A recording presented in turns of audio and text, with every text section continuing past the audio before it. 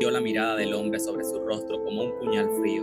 No era solo reconocimiento, era una cosecha de años de lecciones y heridas, doblada y endurecida hasta volverse filo. El barbudo permanecía erguido como una estatua rota, las botas hundidas en la nada monocroma, la barba haciéndole sombras en la boca. Cuando habló, su voz no tenía prisa. Cada palabra parecía elegida entre escombros. No te muevas, dijo. No camines hacia la muerte porque te parezca la cosa más honesta. A veces la muerte es un sendero que se abre para ladrones. John quiso lanzar una réplica rabiosa, pero el aire le salía áspero. Quiero morir, raspó. ¿No lo oyes? Todo me duele.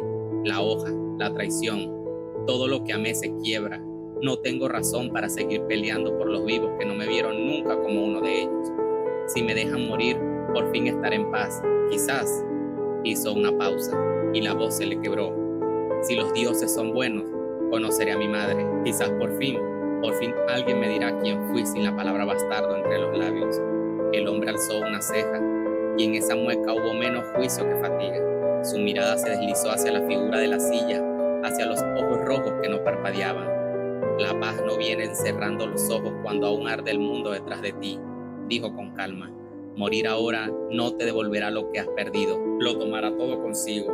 A veces la muerte es un ladrón que viene a robar lo que te pertenece por derecho, un deber, una promesa, una guerra que debes vender con tu vida si hace falta.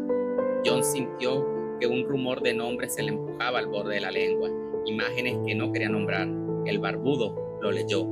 La guerra que me preguntas, murmuró el otro, la que estás pensando, la del hielo contra la muerte, es más que una batalla.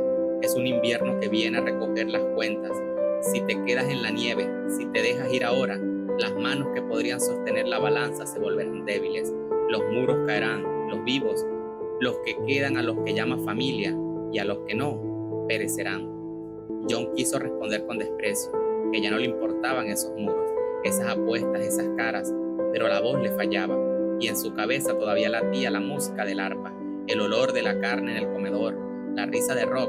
No era solo odio lo que sentía, era un cansancio profundo, una vergüenza que lo había acompañado desde la primera vez que lo llamaron bastardo. Entonces, dijo, y la palabra pesó como una losa, ¿por qué no me dejas ir?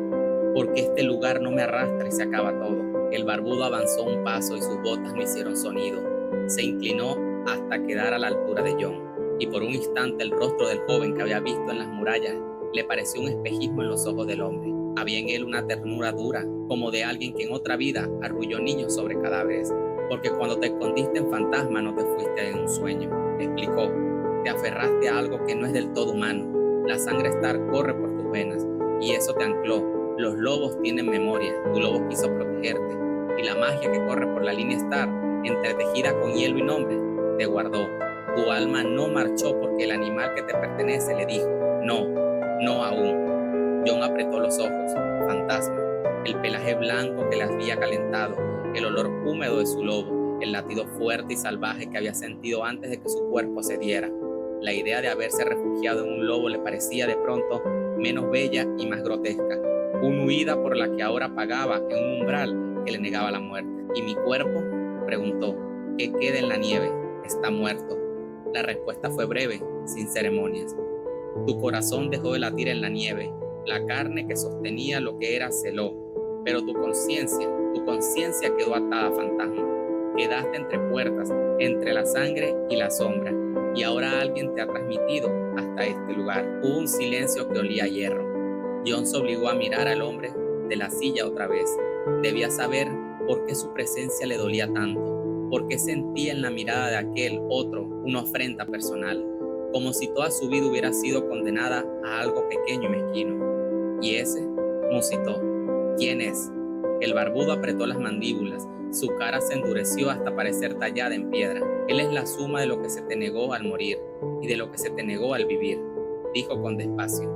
La acumulación de una muerte que se negó a ser completa, resentimientos, derrotas, pequeñas envidias, todo lo que no dejaste pasar a la tumba, cosas como querer ser mejor que Rob en las letras y no haberte atrevido a estudiar sin miedo a parecer presuntuoso, quedarte a medir conteo en el campo de armas y temer que esforzarte demasiado os alejaría, sentir que si brillabas demasiado perderías la amistad de Rob y lo peor, el miedo de un bastardo ocupar el lugar del lobo por delante del hijo legítimo. Todo eso y más se condensa, y la muerte que no terminó te devuelve esos pedazos en uno solo.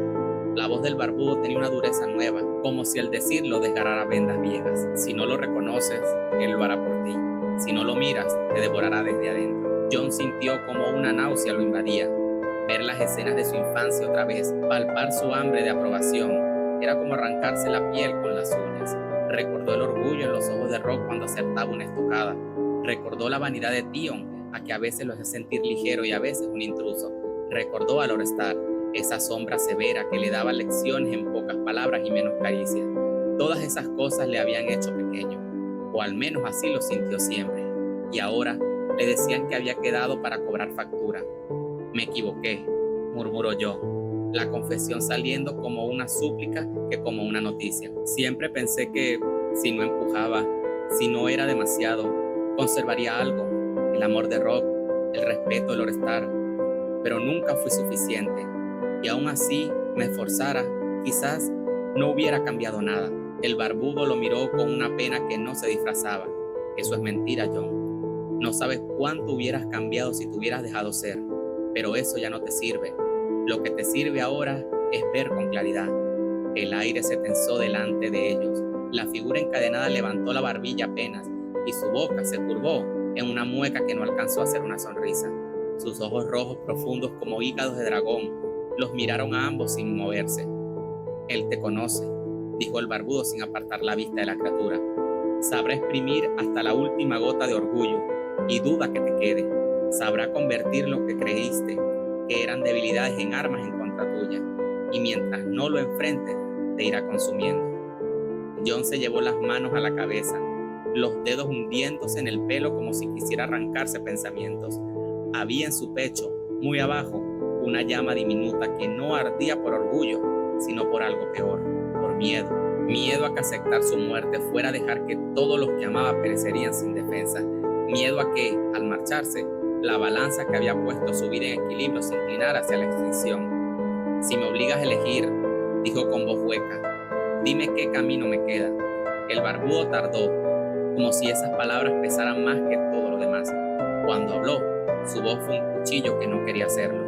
Quedarte significa sufrir más, quizás convertirte en algo que no reconoces, pero también significa que puedes hacer lo que amas tenga una oportunidad.